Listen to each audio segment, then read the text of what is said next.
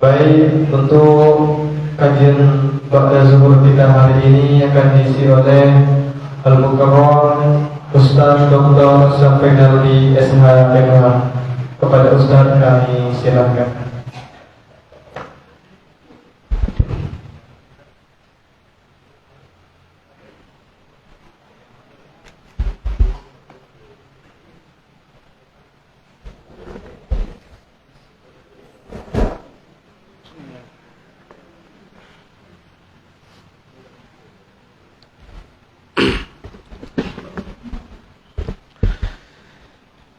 Bismillahirrahmanirrahim. Assalamualaikum warahmatullahi wabarakatuh.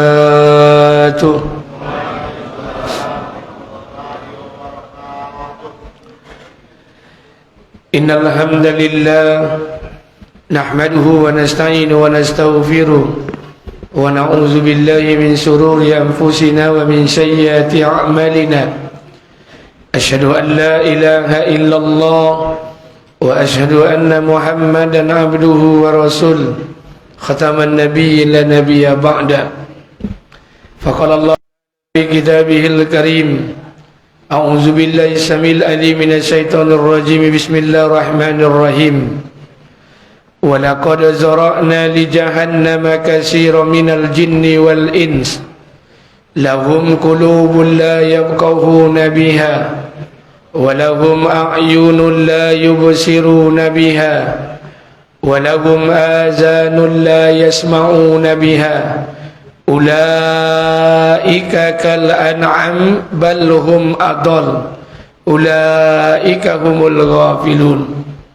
وقال النبي صلى الله عليه وسلم أن نوفل بن معاوية النبي صلى الله عليه وسلم Mafatihu jannatun la ilaha illallah Muhammad Rasulullah sadaqallahul azim wa sadaqallahu ala nabiyil karim.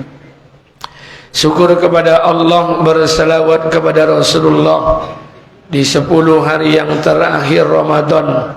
Allah masih berikan kenikmatan, kekuatan, kesehatan, dan masih dicapek-capekkan, dilelah-lelahkan dalam rangka memaksimalkan amaliyah kita di penghujung bulan Ramadan ini. Semoga amal kita diterima dan kita diampuni Allah Subhanahu wa taala. Amin.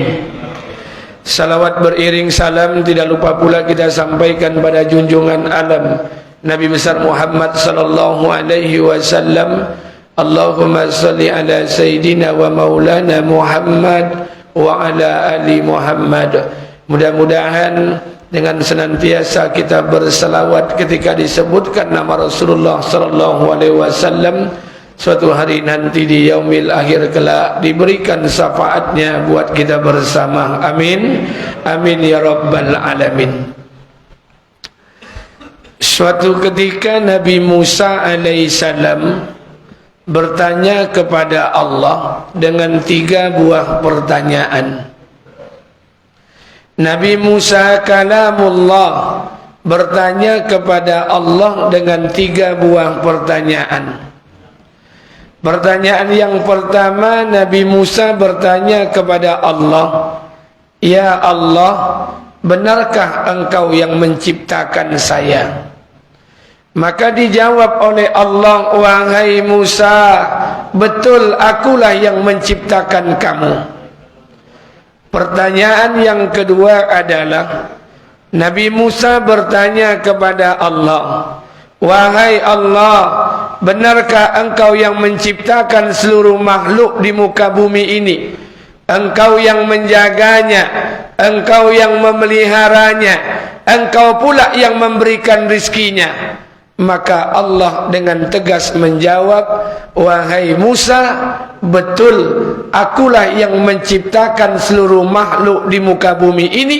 Akulah yang menjaganya, akulah yang memeliharanya, dan akulah yang bertanggung jawab untuk memberikan rizkinya." Pertanyaan yang ketiga, Nabi Musa tanya dengan Allah, "Wahai Allah, kalau memang benar Engkau yang menciptakan kami, Kalau memang benar engkau yang memelihara kami, kalau memang benar engkau yang menjaga kami, kalau memang benar engkau yang memberikan rezeki kami, kenapa kami ini masih engkau masukkan ke dalam surga dan neraka, padahal engkau yang jaga kami, padahal engkau yang pelihara kami? Kenapa kami ini masih dimasukkan dalam surga dan neraka? Maka untuk pertanyaan yang ketiga ini Allah tidak menjawab. Dikatakan oleh para ulama, ini pertanyaan satu-satunya yang luar biasa yang tidak akan pernah muncul lagi sampai hari kiamat. Bukankah Allah yang menjaga kita? Bukankah Allah yang memelihara kita? Bukankah Allah yang memberikan rezeki kita? Kenapa kita ini masih dimasukkan Allah ke dalam surga dan neraka, padahal Allah yang memelihara kita? Maka yang ketiga ini Allah perintahkan kepada Nabi Musa untuk pulang ke rumah, tanam padi, tanam gandum. Nabi Musa heran. Pertanyaan pertama dan kedua dijawab oleh Allah. Pertanyaan yang ketiga disuruh oleh Allah pulang untuk menanam padi, menanam gandum. Nabi Musa alaihissalam pulang ke rumah. Dia tanam padi, dia tanam gandum. Padi yang dia tanam, gandum yang dia tanam, dia kasih pupuk, dia kasih air, dia jaga, dia pelihara, diusir dari burung-burungan. Padi itu dia tanam, dia jaga, dia pelihara. Seminggu, 2 minggu, sebulan, 2 bulan, masuk bulan yang keempat, padi yang ditanam pun telah tumbuh dan berbuah. Nabi Musa panen. Ketika Nabi Musa panen, Nabi Musa mengambil goni, mengambil karung. Padi-padi yang berisi dimasukkan ke dalam goni, dibawa pulang oleh Nabi Musa karena berguna untuk Nabi Musa alaihissalam. Padi-padi yang hampa, padi-padi gabok, padi yang tidak ada isi, dikumpulkan dengan jerami oleh Musa, kemudian dibakar oleh Nabi Musa alaihissalam. Maka di tengah perjalanan ditegur oleh Allah Subhanahu wa taala. Apa kata Allah? Wahai Musa, dulu aku perintahkan engkau tanam padi, tanam gandum. Apa hasilnya? Kata Nabi Musa, ya Allah, saya telah tanam padi, saya telah tanam gandum. Padi itu saya jaga, saya kasih air, saya kasih pupuk, saya rawat, saya pelihara. Saya usir dari burung-burungan. Padi itu telah tumbuh sebulan, 2 bulan, 3 bulan. Sekarang padi itu telah panen. Padi-padi yang berisi saya masukkan ke dalam goni, saya bawa pulang ke rumah ya Allah. Karena padi seperti ini berguna untuk saya. Sedangkan padi-padi hampa, padi gabok, padi yang tak punya isi, aku kumpulkan dengan jerami, kemudian aku bakar. Karena padi seperti ini tidak ada gunanya ya Allah. Mendengar jawaban Nabi Musa, Allah tersenyum. Apa kata Allah? Wahai Musa, seperti itulah aku. Aku ciptakan manusia, aku pelihara manusia, aku jaga manusia. Yang berguna manusia aku masukkan ke dalam surgaku, yang tak berguna bakar dalam api neraka jahanamku. Hari ini sudahkah kita berguna untuk Allah? Sudahkah kita berguna untuk agama ini? Terkadang kita ini lucu Pak. Kedustaan apa lagi yang mesti kita buat di hadapan Allah? Dulu sebelum datang Ramadan Pak, bulan Rajab dan Sa'ban, atau sebelum Rajab, kita berdoa kepada Allah, Allahumma barik lana fi Rajab wa Sa'ban wa ballighna Ramadan. Ya Allah, rahmati kami pada bulan Rajab dan Sa'ban, sampaikan kami pada bulan Ramadan. Ketika Allah sampaikan umur kita pada Ramadan, Ramadan ini kita sia-siakan dengan meninggalkan amal. Yang lebih aneh lagi Pak, di penghujung Ramadan, ketika Ramadan akan tinggalkan kita, malam hari pun kita berdoa, ya Allah, panjangkan umur kami ya Allah, agar bisa kami ketemu dengan Ramadan tahun yang akan datang. Kedustaan apa lagi yang mau kita buat di hadapan Allah? Dulu ketika belum Ramadan datang, kita minta dipertemukan Ramadan. Ketika datang Ramadan, semua amal kita sia-siakan. Ketika Ramadan akan meninggalkan kita, kita minta lagi Allah memperpanjang umur kita untuk bertemu pada Ramadan tahun yang akan datang. Maka pantas Allah murka dalam kehidupan kita. Maka di sisa 10 hari yang terakhir ini Pak, maaf saya ingin sampaikan buat kita bersama. Lelah-lelahkan diri kita Pak, letih-letihkan diri kita, capek-capekkan diri kita demi Allah. Dunia ini hanya ada 2 pilihan. Kalau tidak mau capek untuk agama, tuan-tuan akan capek juga, tapi capek untuk perkara-perkara yang sia-sia. Kalau tidak mau habiskan harta untuk agama di penghujung Ramadan ini, tuan-tuan hartanya juga akan habis, tapi habis untuk perkara yang sia-sia. Kalau tidak mau sibuk untuk agama, tuan-tuan juga akan sibuk, tapi sibuk untuk perkara yang sia-sia. Maka di 10 hari yang terakhir ini Pak, masih ada. Tadi malam i'tikaf di Masjid Raudatus Shalihin, Bukit Barisan. Malam ke-25 di Masjid Al-Haq di Jalan Duyung, Masjid Dr. Mustafa Umar. Malam 23 di Masjid Al-Falah, Jalan Sumatera. Yang i'tikaf berapa orang? 680 orang, hampir 700 orang. Saya ingin sampaikan buat kita bersama Pak, habiskanlah masa Pak, habiskanlah masa 10 hari yang terakhir. Sebetulnya yang Allah niat bukan solat kita Pak. Yang dilihat Allah itu bukan panjangnya bacaan Quran kita, bukan banyaknya zikir kita. Yang Allah lihat itu adalah pengorbanan. Jadi maaf Pak, pengorbanan itu yang mau Allah lihat. Kita korbankan diri kita, jasad kita, lelah-lelahkan, letih-letihkan. Untuk apa? Untuk mengharapkan keridhaan Allah di 10 hari yang terakhir ini. Maka saya mau sarankan kepada kita bersama, kepada Bapak Ibu yang dimuliakan Allah, mulailah di penghujung sisa-sisa yang terakhir ini. Malam ke-27 masih ada, malam ke-28, malam ke-29. Habiskan masa kita Pak, habiskan masa.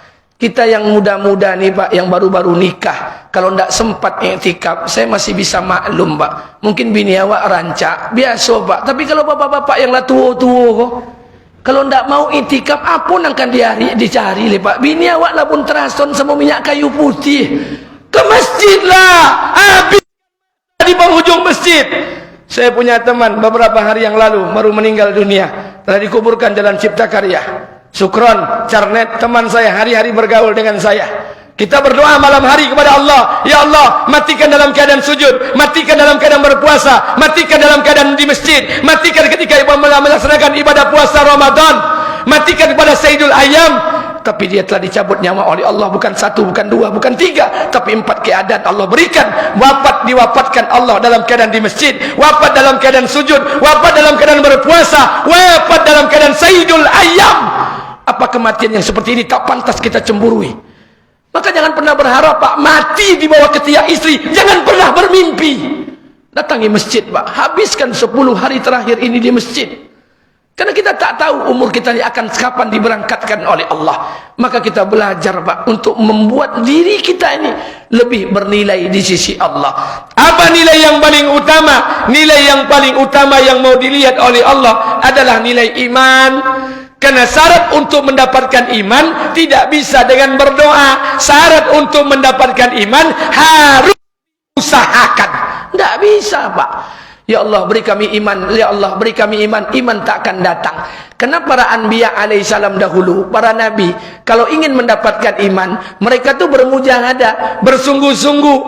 Bukan hanya bersungguh-sungguh, berletih-letih, tapi mereka capek-capek untuk agama nih. Maka tidak mungkin iman itu akan masuk dalam hati kita Pak, kalau kita tidak mau bersungguh-sungguh.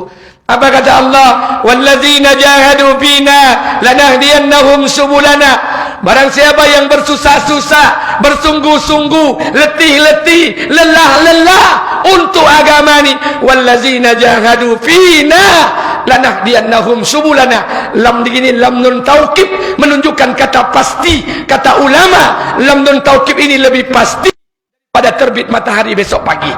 Orang yang sungguh-sungguh untuk agama ini Pak, pasti. Bukan Allah buka sabili, tapi Allah berikan kata jamak subul.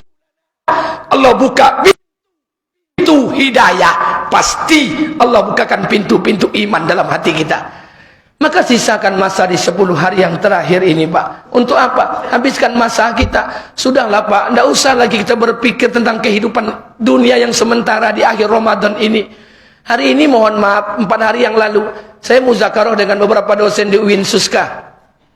Kebetulan ada satu orang pemateri, kami berlima saja di masjid membahas tafsir ayat tentang ciri-ciri orang beriman yang Allah berikan, terangkan dalam Quran. Apa kata Allah Subhanahu wa taala? Innamal mu'minuna allazina idza dzukirallahu wajilat qulubuhum. Maka ditafsirkan oleh mereka, saya menjelaskan 1,5 jam mereka menjelaskan. Tanda-tanda orang beriman itu ketika disebut nama Allah bergetar hatinya.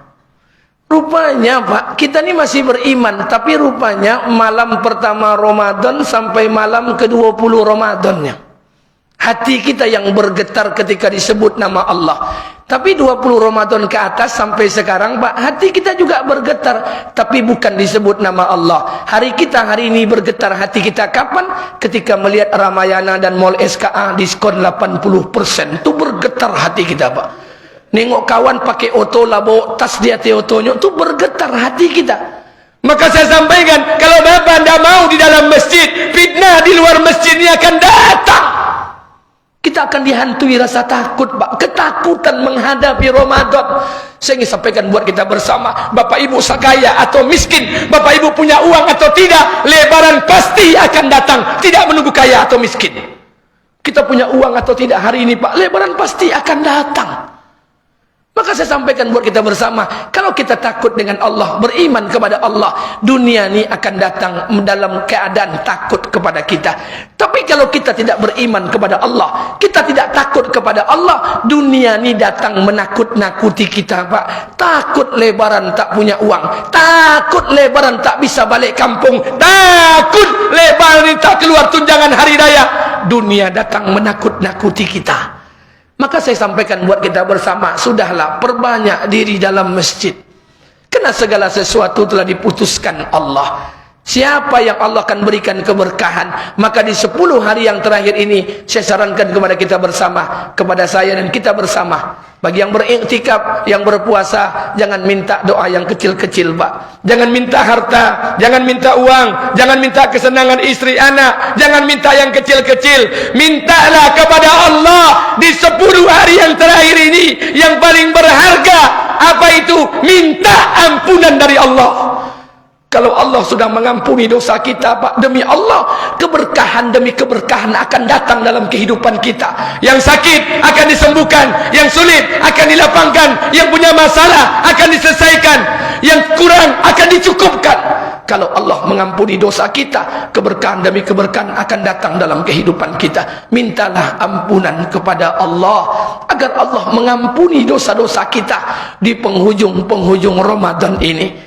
Dalam Ramadan ini kita tak bisa diampuni Allah, tak dapat ampunan dari Allah. Bagaimana mungkin di luar Ramadan kita akan mendapatkan ampunan yang ampunannya tak sebanyak yang Allah berikan pada Ramadan tahun ini? Maka mohonlah ampun kepada Allah, karena banyak dosa dan maksiat yang kita buat. Ujub, merasa soleh, merasa alim, merasa pintar, merasa segalanya. Takabur, hasad, iri, dengki, sombong, bohong. Berapa banyak maksiat yang kita bungkus dengan syariat. Berapa banyak kezaliman yang kita balut dengan keramat tamahan. Berapa banyak barang-barang haram kita masukkan ke rumah tangga kita. Maaf, berapa banyak barang haram yang kita suapkan ke mulut istri kita, yang kita masukkan ke mulut anak-anak kita. Summa na'udzubillah falam yukfar lahu. Nanti kalian tidak akan diampuni oleh Allah. Mintalah ampunan kepada Allah agar Allah ampunkan dosa-dosa kita. Ini tak lama lagi Pak, 2-3 hari ke depan Ramadan akan meninggalkan kita. Untuk mendapatkan iman, syarat mutlaknya harus diusahakan. Berbeda dengan rizki. Rizki ini Pak, diusahakan atau tidak, yang jatah awak kau tetapkan dapat jawabnya. Diusahakan atau tidak, mati-matian Bapak cari uang, diusahakan atau tidak, yang rizki kita pasti akan kita dapatkan, yang bukan rizki kita tidak akan kita dapatkan. Sehingga para ulama mengatakan, kalau rizki itu milik kita, Allah akan antarkan rizki itu walaupun terjepit di antara 2 bukit yang besar. Tapi kalau sesuatu itu bukan rizki kita, tidak akan kita dapatkan walaupun rizki itu berada di antara kedua bibir kita. Rezeki kau sudah di Allah. Makanya satu ketika Imam Asy-Syafi'i pernah duduk dalam majlisnya Imam Malik. Apa kata Imam Malik? Sesungguhnya rizki ini seperti maut. Sebagaimana maut menjemput manusia, suka atau tak suka, terima atau tak terima, rizki ini akan datang menjumpai kalian. Rizki ini tidak ada kaitan dengan usaha, tidak ada kaitan dengan bekerja.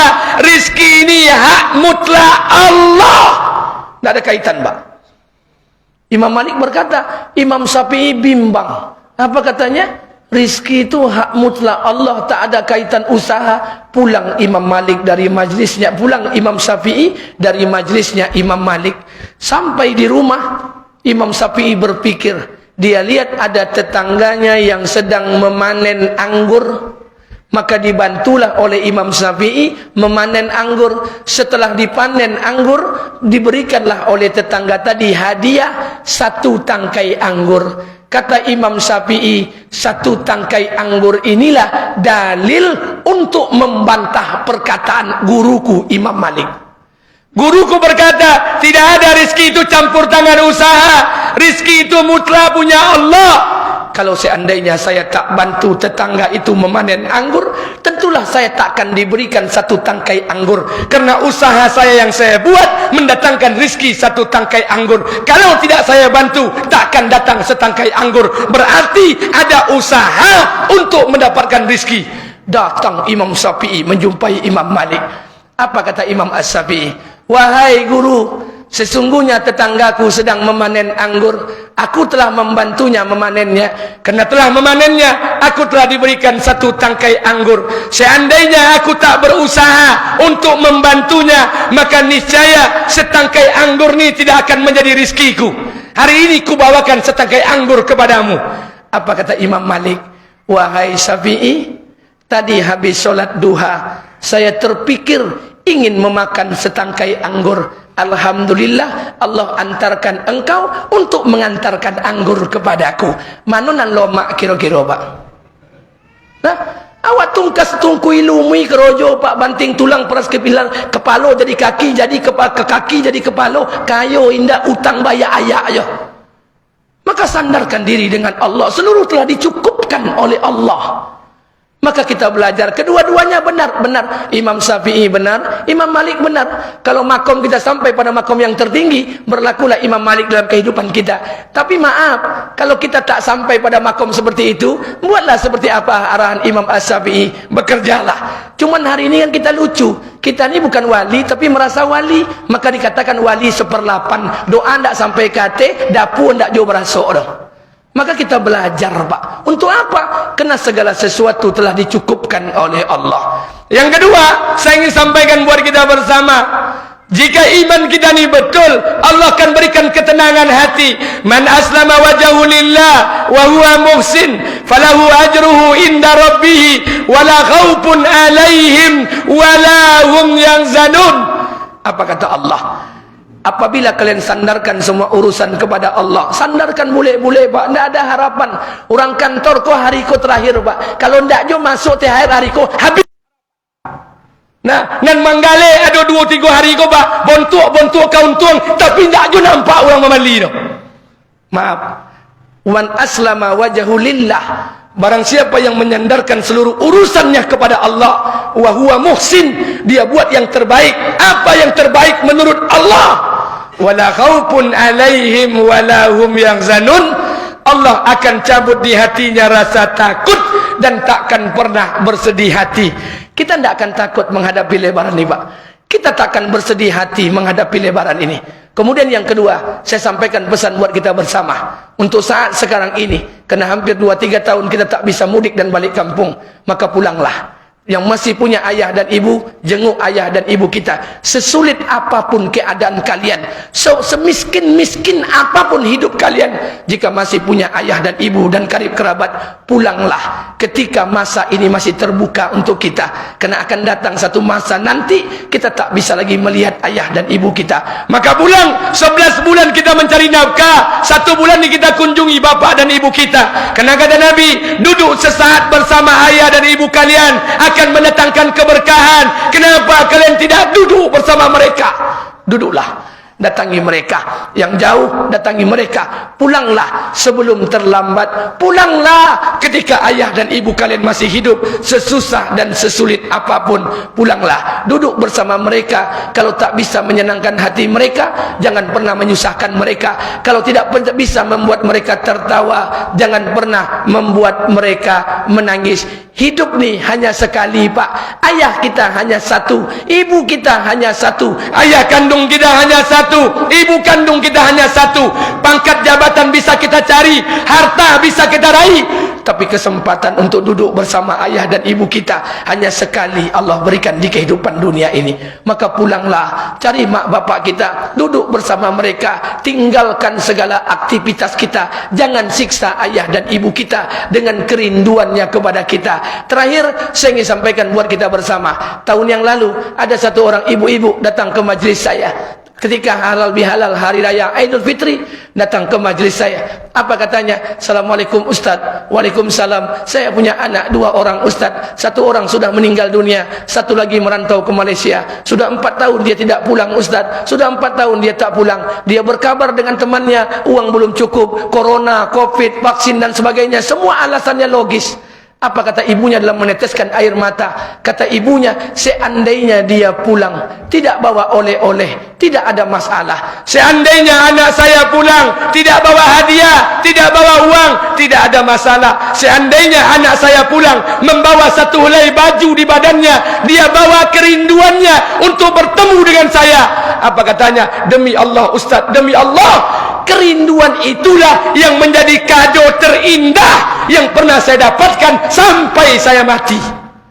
Ayah dan ibu kita rindu, pulanglah. Demi Allah, jangan pikirkan ekonomi, uang dan sebagainya. Karena ayah dan ibu kita rela susah dan rela miskin demi menjenguk kita. Tapi apa yang kita balas hari ini? Kita hitung-hitungan membantunya, kita hitung-hitungan menjenguknya, kita hitung-hitungan mengunjunginya. Summa na'udzubillah. Pantaskah kita jadikan sebagai seorang anak? Sebelum terlambat, pulanglah. Sesulit apapun keadaan kalian, jumpai ayah dan ibu kalian, duduk bersama mereka, barulah keberkahan demi keberkahan akan datang dalam kehidupan ini. Mudah-mudahan ini bermanfaat buat kita bersama. Ini pertemuan terakhir di Ramadan 1443 Hijriah.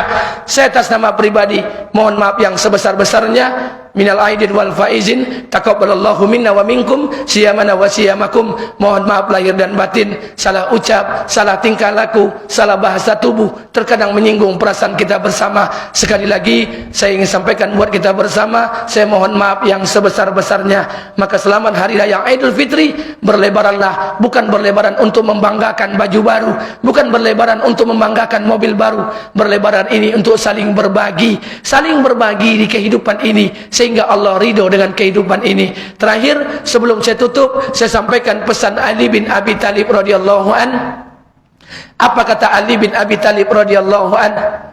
Ramadan ini bukan hanya membentuk ibadah individual, Ramadan ini membentuk ibadah sosial. Ramadan ini membentuk sensitivitas hati kita. Ali bin Abi Thalib ketika itu dia berpuasa Senin Kamis, ba'da asar dia duduk depan rumahnya. Datanglah satu orang tetangganya yang miskin ke rumah Ali bin Abi Thalib. Apa kata tetangganya? Wahai Ali, adakah 1 piring gandum untuk kami makan hari ini? Sudah 3 hari kami tak makan satu keluarga di rumah. Maka kata Ali, wahai Fatimah, ambilkan gandum di belakang. Diambillah oleh Fatimah. Tapi ketika Fatimah mengambil, Fatimah berbisik ke telinga Ali bin Abi Thalib. Apa katanya? Wahai suamiku, 1 piring gandum ini adalah piring gandum satu-satunya untuk kita berbuka nanti. Tidak ada lagi gandum yang lain. Ini adalah gandum satu-satunya untuk kita berbuka nanti. Kata Ali bin Abi Thalib, wahai Fatimah, berikan saja. Diberikanlah oleh Ali bin Abi Thalib kepada tetangganya yang miskin. Ketika tetangganya pulang membawa 1 piring gandum, Ali bin Abi Thalib masuk ke dalam kamarnya. Kemudian Ali bin Abi Thalib menangis sejadi-jadinya. Maka Fatimah berkata, wahai suamiku, apa yang membuat engkau menangis? Apa yang membuat engkau bersedih? Apakah engkau sedih kerana tidak ada makanan untuk berbuka? Apakah engkau menangis kerana 1 piring gandum kita satu-satunya tidak ada lagi di rumah ini? Apakah engkau menangis kerana tidak ada lagi makanan untuk kita makan ketika berbuka? Apa kata Ali bin Abi Thalib? Wahai Fatimah binti Rasulullah, tahukah engkau Aku tidak pernah menangisi satu piring gandum yang tidak ada di rumahku. Aku tidak pernah menangis ketika tidak ada makanan yang mau aku makan ketika berbuka. Yang aku tangiskan adalah kenapa tetangga yang miskin itu lebih dulu datang ke rumah kita. Semestinya kita yang lebih dulu tahu keadaan mereka. Subhanallah. Seperti itu hati para sahabat, Pak. Maka lebaran Ramadan dan lebaran ini adalah masa untuk berbagi, saling membahagiakan di antara kita. Semoga Allah berikan keberkahan buat hidup kita ini. Amin. Amin. Amin ya rabbal alamin. Ini yang dapat saya sampaikan pada siang hari ini. Lebih dan kurang saya mohon maaf. Subhanakallahumma bihamdika asyhadu an la ilaha illa anta astaghfiruka wa atubu ilaik. Assalamualaikum warahmatullahi wabarakatuh.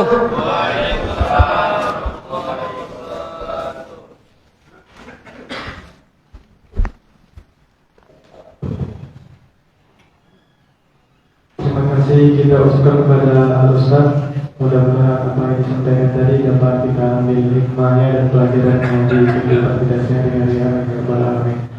Mungkin kepada demikian acara Ba'da Zuhur kita hari ini. Saya tutup dengan wassalamualaikum warahmatullahi wabarakatuh.